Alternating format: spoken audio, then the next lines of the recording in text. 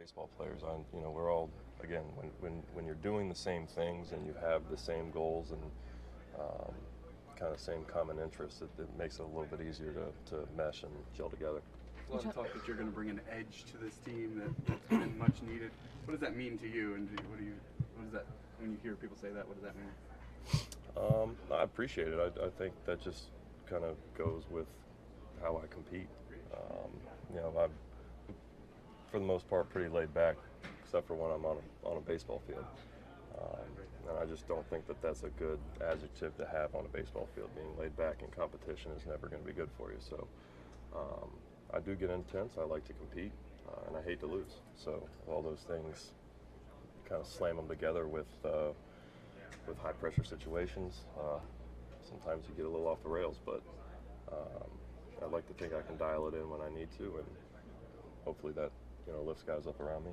You mentioned having a normal off season. How much confidence do you have in where you're at health-wise right now? The most I've had in 6 years.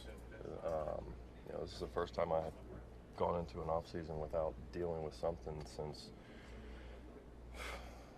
2018, something like that. So it's been a long time. So this was fun. I went into the off season. I had a lot of fun this off season, being able to play baseball and do things that I haven't been able to do.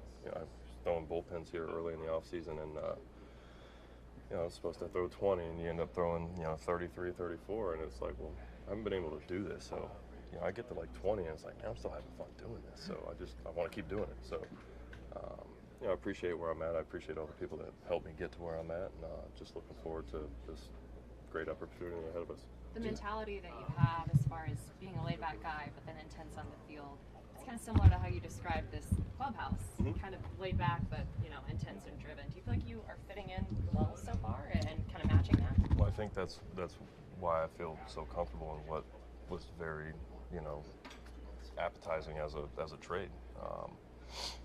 I've played against this team. I saw them in Boston last year, and when I was with Boston, we came to Atlanta, and you can see it. It's a bunch of great guys. You ask guys around the league, and nothing but great things to say about everybody in this clubhouse. But when you see them on the field, they're there to do some damage. And that's how I operate. Let's have a good time. Let's kick it, have some fun. But when those lights flick on, it's time to go, and that's what this team's about. Did you get a sense of that intensity here from the other players day one spring training? Yeah, everybody's here. Again, we all have the same goal, and when you feel a sense of they didn't complete what they wanted to do last year, and you can go one of two ways with that. And this team is more hungry to get back to where they were and be the last team standing. So I'm here to help. What's it been like just trying to get used to Sean Murphy and Travis d'Arnaud behind the plate? Have you had any relationships with them so far, behind the plate so far? Yeah, so I've thrown to both of them so far. And catch the ball good, and no, they're good guys. I'm really looking forward to it. I'm not too picky. Just throw down the fingers. I'm going to sling it in there. Keep it in front. If he runs, try to throw him out. But no, I'm excited for them. I've heard great things, and obviously their reputation and their numbers and stuff like that speak for itself. So again, just here to do what I need to do. At this stage of your career, do you feel like you can be that high-intensity guy and also know how to pace yourself so that you are there ready for October?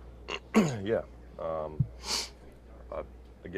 I love to compete, and baseball's fun again. So, again, I'm really excited for this opportunity. It's been a while since I've had kind of the whole package of finishing healthy, having a normal off season, coming into spring training and being healthy. So, all those things, and hopefully being a little bit older and maybe slightly smarter with all that, and the staff here and the people I'm surrounded by, going to give me the best opportunity I've had in a long time. So I'm excited for that. You've got a guy a couple doors down from you who's the oldest in the clubhouse. Have you guys found some common ground in the fact that you guys are veterans, you guys are up there's some youngsters in here?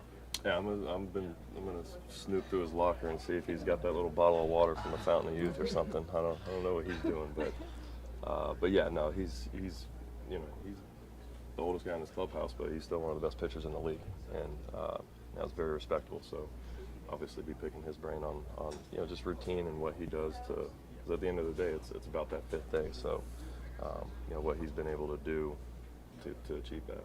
What stands out? All right, guys, welcome back in. At the top of the show, we had a little bit of a technical issue, but We're back. we're back. Chris Sale, Braves pitcher, you just heard from him. And what we were saying is that Sale, as of now, is looking very, very good for the Braves. This is what you want to see as a manager, as a fan. He's pitched 2 games in his spring debut league. He pitched just over 2 innings, struck out 4 over the weekend, struck out 5 in 2 innings of work. So for him, who has been through a very tough time the last few years with injuries, it's looking very good. And he told us in Florida, in Northport, how he feels the best he's felt in years, and so far so good. And you did bring up a good point, is that we don't need to completely just go like, oh my gosh, this is going to be the best thing ever, because I mean, it's just over 5 innings pitched that we've seen. It's not a significant amount of Small work, sample size. but hey. still good if you're a Braves fan, because Braves fans right now are betting on him. Two things for him this camp. Don't get hurt, strike people out. That's it. Yeah. That's it. So 32, I think I told you earlier, 32 days until the Braves open the season at home. Their home opener, but That's they open the crazy season that we're on that- the road. So it'll be here even sooner. Yeah. It's crazy. Right. One last thing, Ronald Acuna Jr. Has not played in a few days. He has an injury. He wrote on X, I wanted to say Twitter, but it's X. He wrote, "I'll be back," with a running man emoji. So it seems like he's feeling good right now. Manager Brian Snicker is not letting on that this is a huge issue. So for now, seems okay, but that could always change, and Yeah, we got to hope for the best, they right? they might not want to be telling us, Yeah. the real deal. But for right now, it seems like he'll be able to play in the season opener. Let's move on to the Hawks. All right. 2 losses in a row against the exact same team in the exact same location. I hate that. Like, I really do. That's not normal. I don't like the fact that they lost, but I hate the fact Yeah. that they played the same team in the same location and back-to-back games. The same and it's not exact the result. playoffs. Yeah, that's bad. So they lost to Brooklyn in Brooklyn, their last 2 games. Obviously, this team this season, I can't figure them out. Up and down, up and down. And so It does seem like it's a different thing every night. Like it seems like it's something else. But no matter, the end result is always the same. yeah, I mean, it's not good. They haven't been able, for me, they haven't been able to go on a run yet. No, they haven't. Like a significant win that's been streak. all season. Yeah. Like it's just consistently underperforming. I mean, 2-2 without Trae Young. He Yeah. had surgery last Tuesday on his hand. He's going to be out at least 4 weeks. That's when he'll be reevaluated. Yeah. So I know yesterday Quinn Snyder, the head coach, was talking about how they have to move the ball around a lot more. Trae, as much as he scores, he also, I think he's second in the league in assists. Oh, his assists are huge. So that's really Yeah. right now what they're missing is sharing the ball. Ball movement. Yeah, DeJounte Murray is picking up the brunt of it, but He can't do it all. Quinn Snyder was saying how it can't just be him. It needs to be everyone who picks up the slack on that end, because the scoring will come, but it's the assists that are hurting them right now, just because Trae, obviously, so good in that department. So the Hawks actually remain in New York. They're still in the Big Apple. They play the Knicks tomorrow night. I said this last night. It's too bad for the Knicks fans because they love to taunt Trae Young. So I hate that they get to miss him tomorrow, because that is the one exciting thing to watch during that game, whether the Hawks are playing well or not playing well. Those fans do not I mean, in like 21, remember, Young. he got spit on.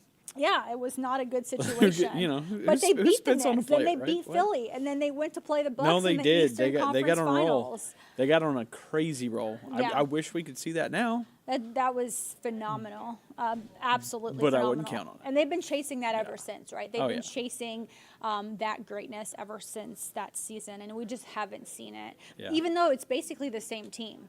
That's the thing that's weird about it, is it's basically the exact same team. Like Kevin Herter was still on the team, Red Velvet, and John Collins and Kevin Herter are the big two, right? Yeah, but Kevin Herter won quite a few games for them during that run. Like, he played phenomenally, and but if I were him, I would be so happy to be in the position I'm in now. Herter, he's doing well with the Kings, so I think it was a good move. Is it better than he's with the Kings, or just not on Atlanta's roster? I mean, I don't know, but it's a good situation for him right now. Let's move on to the NFL Combine. I don't know how much you got to see of the Combine, Lee, or hear of it, or read about it. But I talked about it with Scott last week. Okay. And he asked me which dog did I think needed to have a good performance or was actually going to perform really, really well. And I did pick Ladd McConkey. Yeah. And I said I thought Ladd McConkey would go out there and turn heads.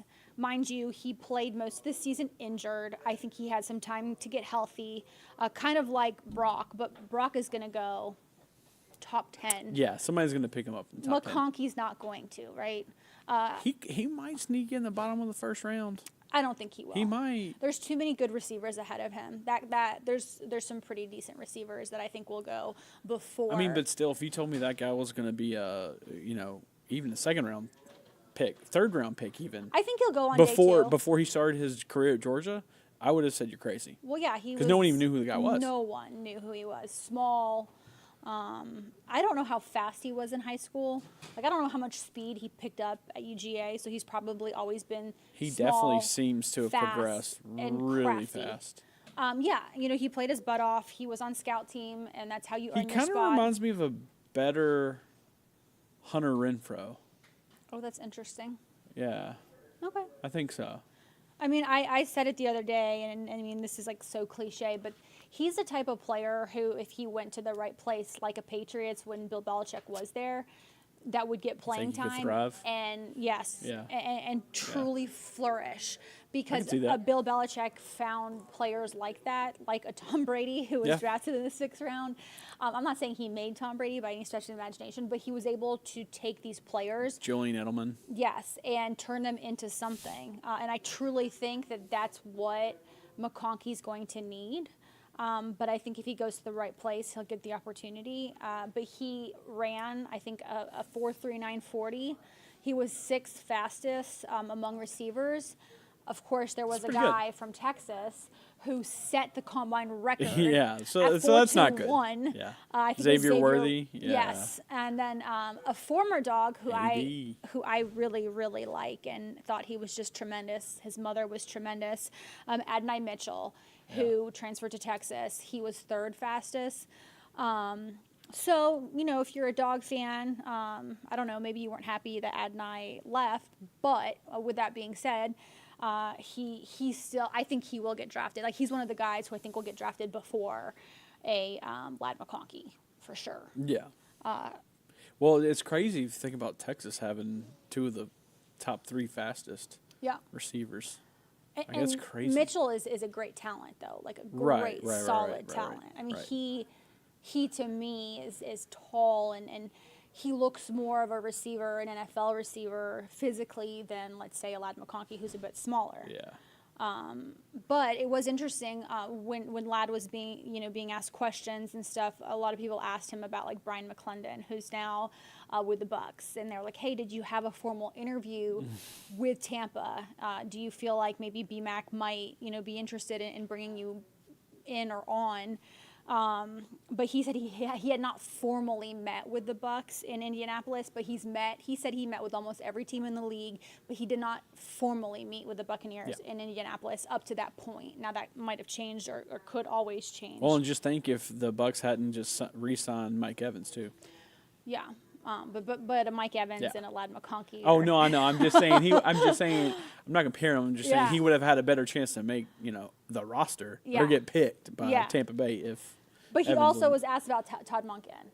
Oh. So that was okay. cool because they asked him, like, "Hey, would you like to have a reunion with Todd Monken?" And he said, "Monken's the one who made me." So I thought that was interesting. That'd be 'cause he awesome. praised Monken, and then he said, not to mention, like, Baltimore did pretty good this past season. Yeah. And I'm like, who would be your quarterback if you went to Baltimore? Like, who would be throwing you passes? Who does not want to do that, right? Like, if you go to Baltimore, obviously, and then you get an opportunity to play, Lamar Jackson's From your the two-time quarterback. league MVP? Yeah. You won a national championship with Todd Monken. I mean, this all makes sense, but he definitely was asked about BMAC and about Monken, and I found that to be very interesting because I never thought about that. So I don't know what the needs are at receiver on either of those teams, but I am glad that you brought up the fact that The Bucks. Evans Yeah. was re-signed in Tampa. I don't know that that affects anything with Ladd, but the fact that he was brought back for 2 years, I think $52 million. Come on, Falcons. Yeah. Get a dog. So, it's come on, and I think Just they one of were- them. I Just think- one of them. But I don't think know. Terry Fontenot was asked about that, and I feel like there's no excuses. Falcons, like, how many miles down the street? 60 miles, maybe. Yeah. Why wouldn't you? They've always had a bad history of drafting dogs, and maybe they can change that. I'll tell you what. sometime soon. Javon Bullard did well for himself too. Yeah. He ran a really good 40. I think whoever gets him is getting like one of the hardest workers. He's such a hard worker, well spoken. I just think that during his time at Georgia, he made the best of every moment and showed true leadership in a secondary that really needed it. All right, let's move on to. Just very laid back, but driven at the same time. Let's move on to March Madness. It's basically yearly. Like, the tournament hasn't started. However, we're in March, and conference tournaments start next week. Some of the smaller conferences, don't get mad at me for saying that.